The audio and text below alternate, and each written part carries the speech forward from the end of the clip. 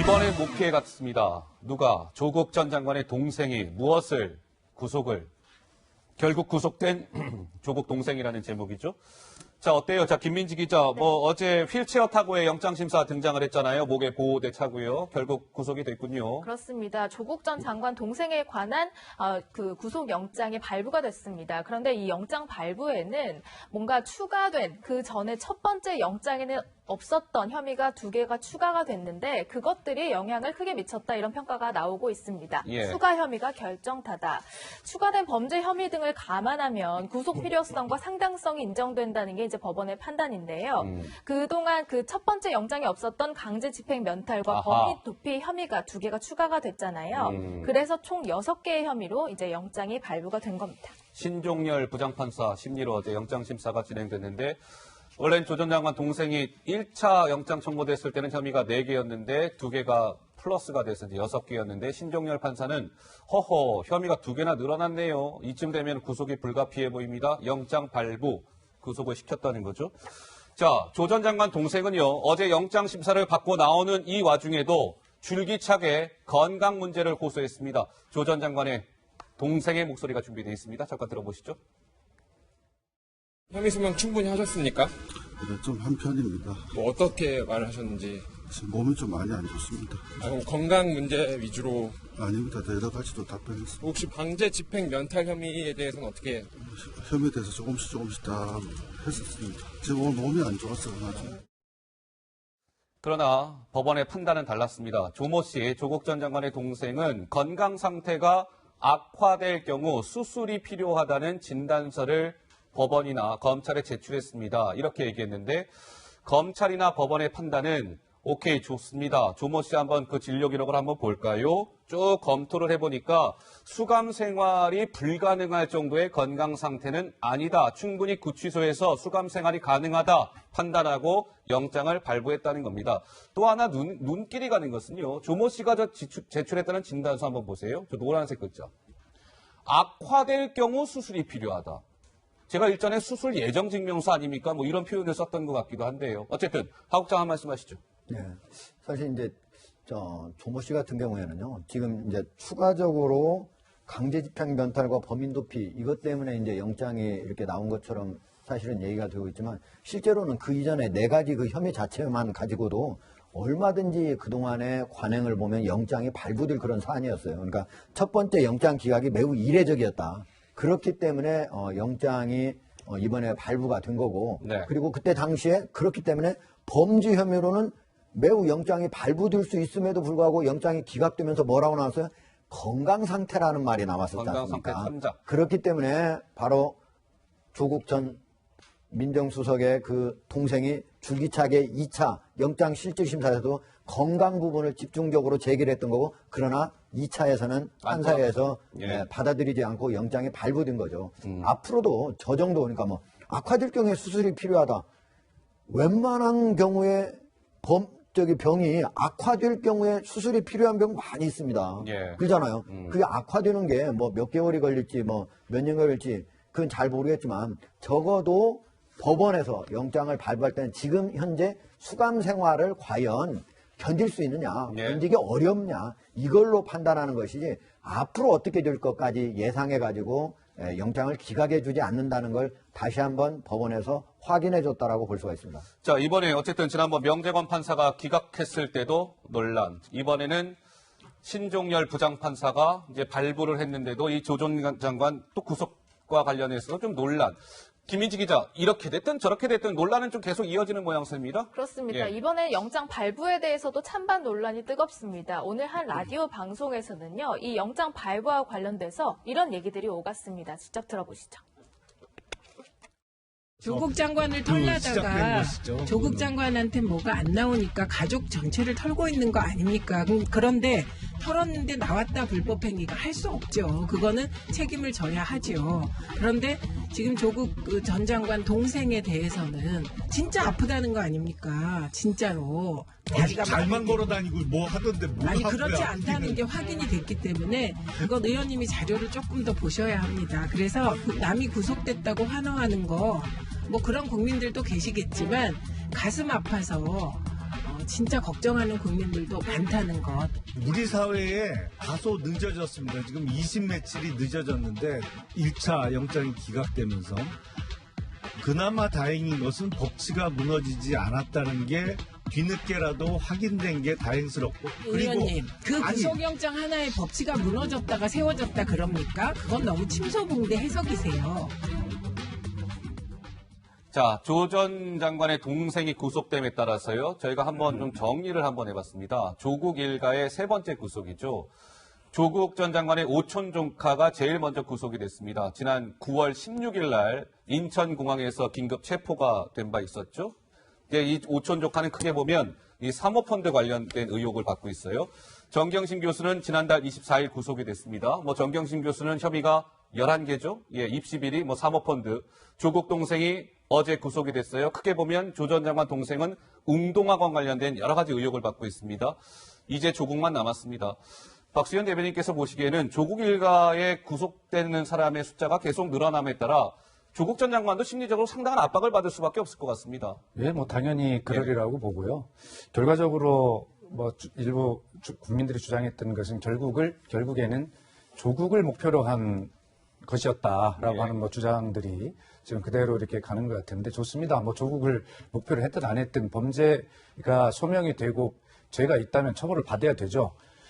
이런 측면에서 보면 지금 이제 조국 장관은 가족들이 이제 구속된 사유 중에서 이제 몇 가지가 이제 의혹을 받고 있는 거 아니겠습니까? 예를 들어서 사모펀드 같은 경우에는 그 WMF 주식을 사던 그 당일날 5천만 원이 계좌에서 갔다는 그런 문제. 그러면서 사모펀드를 운영하는데 조국 전 장관이 이것을 인지했을 가능성에 대해서 이제 의혹을 받고 있는 것이고요. 그다음에 서울대 법대 공익인권법센터의 인턴 증명서 발급 과정에도 혹시 관여된 것 아니냐라고 하는 것이죠. 의혹이 있고, 그다음에 자택에 PC 교체하는 과정에 인지했을 가능성에 더해서 이번에 그 동생이 강제 집행 면탈 혐의가 추가되면서 웅동학원 이사로 재직하던 조 전 장관이 바로 그러한 웅동학원의 허위 소송 과정을 이사였기 때문에 인지하고 있었던 것 아니냐라고 하는 새로운 이제 의혹을 받게 되어서 아까 말씀드린 대로 정경심 그 부인의 구속 기한 21일까지 연장이 되었지만 결과적으로 그 안에 조국 전 장관의 소환과 조사가 불가피하다. 이런 측면에서 보면 결과적으로 이제 턱밑까지 온 것 아니냐 이렇게 이해가 되고 있는 것입니다. 그러나 이 점에서 한 가지 꼭 말씀드리고 싶은 것은 우선 죄가 있다면 죄가 있는 사람들이 건강을 마지막으로 그 무기로 예를 들어서 구속을 피하려고 하는 모습들을 국민이 어떻게 볼까라고 하는 것도 참 굉장히 좀 안타까운 장면입니다. 그러나 구속 당하려고 하는 그런 사람들, 위치에 있는 사람들로서는 최후 방어권에 보면 건강 문제까지도 주장할 수 있도록 되어 있는 것 아닙니까? 근데 지금 어떤 진영 소속의 전 의원님들끼리 나오셔서 토론하는 걸 보니까 마치 구속이면 유죄 이렇게 해서 너무 아주 극단적으로 대립되는 구도가 이 사회에 형성되는 것이 저는 큰 문제라고 생각합니다. 구속이라고 하는 것이 곧 유죄를 의미하는 것이 아니고 구속 상태에서 수사를 받는 것이고요. 재판 받아서 무죄 나는 수사의 필요성은 그렇게 하는 것이니까. 그래서 너무 이렇게 우리 사회가 이런 걸 사안을 둘러싸고 너무 단정적으로 대립하는 이런 것으로 흘러가는 것 자체가 좀 걱정스럽습니다. 자, 법조계에서는 조국 전 장관의 동생이 구속됨에 따라서 이런 얘기도 나왔습니다. 검사 출신의 한 변호사는 동생까지 구속되면서 제가 조금 전에도 간단하게 멘트를 했던 것 같은데 조국이라는 이분이 상당한 심리적 압박을 받을 거예요. 또 하나 이렇게 오촌 조카, 부인, 동생이 구속됨에 따라 뭔가 이 공범 간 말맞추기라든지 이런 것들이 사전 차단되는 그런 효과도 있을 겁니다. 이런 해석도 나왔습니다. 자, 이번에는 자연스럽게 정경심 교수 얘기 좀 해보겠습니다. 정경심 교수가 이제 구속이 됐고요. 지금 세 차례 아마 구속된 이후에 검찰에 불려 나와서 조사를 받았을 겁니다. 근데 김민지 기자, 어제는 안 나왔습니까? 네, 어제 건강상의 이유로 조사에 참석하지 않았습니다. 검찰이 소환을 했지만 불응한 건데요. 정경심 교수는 구속 이후에 네 번째 소환 조사를 통보를 받았지만 건강을 이유로 소환 조사에 불응했다 이런 소식입니다. 법조계에서는요, 이렇게 소환 조사에 불응하고 이렇게 하다 보면 차질이 빚어질 수 있고 수사가 결국 장기화돼서 조국 전 장관에 대한 조사도 늦어지는 것 아니냐 이런 우려가 제기되고 있습니다. 자, 검찰이 어제 이제 정경심 교수님 검찰에 나와서 좀 조사 좀 받으셔야 될 것 같습니다. 오전에 한 차례 통보했는데 저 아파요 못 가겠습니다. 그리고 오후에 검찰에 또 한 번 이야기했는데 저 아파요 못 가겠습니다. 해서 결국에 어제 네 번째 검찰 소환 조사는 무산이 된 셈이죠. 정 교수가 건강상의 이유를 들면서 검찰 소환에 불응했으니까요. 어느 분이 말씀 주시겠어요? 그러니까 지금 검찰 개혁이라는 한 그 국민적 요구가 있고요. 그 다음에 이제 비리와 범죄에 대한 이제 사법 권력의 이제 정당한 행사라는 한 또 국민적 요구가 있는 거 아니겠습니까? 네. 그렇기 때문에 저는 조국 전 장관 가족의 수사에 관련해서는 뭐 좋습니다. 검찰개혁 필요하고 검찰개혁 통해서 잘못된 수사 관행 바로 잡아야 되고요. 가능한 한 피의자 인권들이 침해되지 않도록 인권 수준의 향상을 하는 게 맞습니다. 저는 그런 측면에서는 뭐 충분히 이야기가 될 수 있다고 보는데 예. 국민들 입장에서는 지금 저 정경심 교수가 보여주고 있는 행태가 단순한 범죄자에 대한 어떤 인권을 높이는 차원을 넘어서서 어허. 아니면 수사 관행을 바로잡는 걸 넘어서서 지나친 눈치 보기나 특혜가 아닌가라는 생각이 들어요. 저 개인적으로. 특혜 의혹. 아하. 어떤 일반 범죄자가 그냥 일반 뭐 이런 말을 쓰면 맞을지 모르겠나 봐. 잡범이 지금 구속돼가지고 수사를 받는데 나 몸 아파서 못 나가겠어요. 검찰이 부르는데 안 나갈 수 있습니까? 저는 이런 것들을 보면 말로는 검찰 개혁을 하지만 그리고 검찰 개혁이 잘못된 수사 관행 바로잡고 피의자 인권을 뭐 보장하는 건 맞지만 이것들이 왜 정경심 교수 앞에만 가면 하염없이 작아지는가 이런 국민적인 어떤 의혹들은 좀 있다고 봅니다. 그리고 이것만이 아니지 않습니까? 이전에도 계속 검찰 소환 조사했을 때 소환에 불응했고 그다음에 비공개 소환됐고 사실 비공개 소환이라는 게 검찰 쪽에서 그 기자들한테 언제 몇 시에 누가 옵니다라고 말하지 않을 뿐이지 그때 하국장님 정리하셨지만 정문으로 들으면 다 볼 수 있는 건데도 빼돌린 거 아닙니까? 이런 등등의 어떤 특혜성 어떤 이 검찰개혁의 어떤 수혜자가 왜 정경심 교수여야 되는지에 대해서는 저는 개인적으로 좀 궁금합니다. 자, 그동안 김민지 기자, 정경심 교수라든지 정경심 교수의 남편 조국 전 장관은 이 가족 수사 그리고 본인 수사와 관련해서 어떻게 얘기해 왔었죠? 성실히 임하겠다는 자세를 계속 보여왔습니다. 왜냐하면 그 전부터도 수사가 시작되기 전부터도 뭔가 특혜가 있지 않을 거냐라는 우려가 끊임없이 제기되어 왔기 때문에 관련 질문들도 많이 받았는데요. 조 전 장관 그리고 정경심 교수 모두 이런 자세로 받겠다 얘기한 바 있습니다. 직접 영상으로 확인해 보시죠. 신경 한 말씀 부탁드리겠습니다. 재판에 성실히 임하겠습니다. 표창장 위조한 혐의 인정하십니까? 제기된 혐의 인정하십니까? 검찰의 강압 수사라 생각하시나요? 인사청문회를 앞두고 검찰 수사가 개시되어서 좀 당황스럽습니다. 그렇지만 저희 가족들은 검찰 수사에 성실히 응할 것입니다. 검찰 수사에 관련해서는 일체 말씀드릴 수 없음은 여러 번 양해를 구한 바 있습니다. 제 가족은 앞으로도 검찰 수사에 성실히 응할 것입니다. 자, 어제 정경심 교수가 네 번째 검찰 소환 조사에 불응한 것과 관련해서요. 뭐 이렇게 얘기가 나왔어요. 정점식이라고요. 자유한국당 의원이 있습니다. 이 검사 출신 의원인데요.